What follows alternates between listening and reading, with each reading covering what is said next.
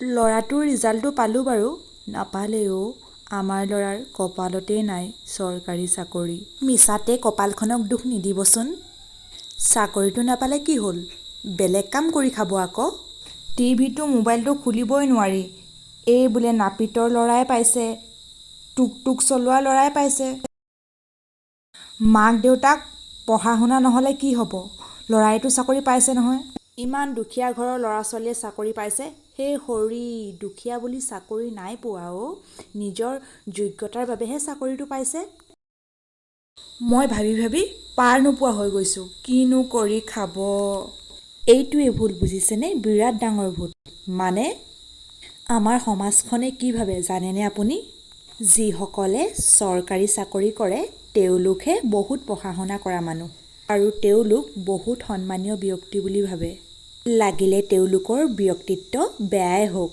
আৰু আপুনি ভাবিছে নেকি এই বেপাৰ বাণিজ্য কৰা লোকসকল, নাপিত, দোকানী এইবিলাক পঢ়া শুনা নকৰা মানুহ? তেওঁলোক পঢ়া শুনা নকৰা দুখীয়াই হয়তো, নহ'লেনো চৰকাৰী চাকৰিয়ে পালেহেঁতেন।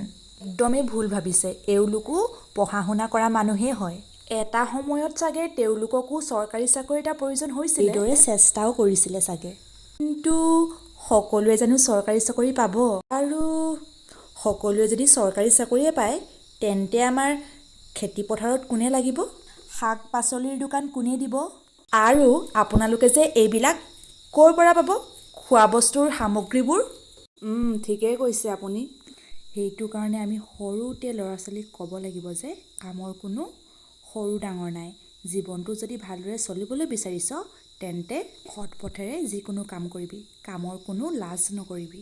তেতিয়াহে আমাৰ নিবনুৱা সমস্যা দূৰ হ'ব। হয় বাৰু। যদি আমি সৰুতে ল'ৰা ছোৱালীৰ মগজুত চৰকাৰী চাকৰিয়ে শ্ৰেষ্ঠ, চৰকাৰী চাকৰিয়ে মেইন বুলি মগজুত ভৰাই দিওঁ, ডাঙৰ হোৱাৰ পিছততো লাজ কৰিবই যিকোনো কাম কৰিবৰ কাৰণে, হয় নাই? কাৰণ মানুহে ক'ব যে তই MA BA পাছ কৰিলি, ব্যৱসায় কৰিবি নেকি, খেতি কৰিবি, দোকান দিবি, তেনেকুৱা বিভিন্নজনে বিভিন্ন ধৰণৰ কথা ক'ব। সেইকাৰণেই কিছুমানে নিজৰ ভাল লগা কামটো কৰিবলৈও লাজ কৰে, সমাজে কি ক'ব বুলি। তথাপিতো বাৰু বহুতো মানুহে এতিয়া এইবিলাক ধৰি নাথাকে, জীৱনটো ভালদৰে চলি আছে ব্যৱসায় বাণিজ্য কৰিও, নিজৰ পচন্দ কাম কৰিও। সেইটো কাৰণে কাকো সৰু বা ডাঙৰ বুলি নাভাবিব। বৃত্তি অনুযায়ী মানুহক সন্মান নিদিব। সকলো মানুহকে সমতা চকুৰে চাব, তেতিয়াহে আমাৰ সমাজখন ভালদৰে চলি থাকিব। আপুনি বহুত ভাল কথা ক'লে দেই, ইমানবোৰ কথা মই জনাই নাছিলোঁ। এইবিলাকৰ ধান্দাত আৰু লাগি নাথাকোঁ দেই, এনেকৈ হ'লে জীৱনটো নচলিব নহয়।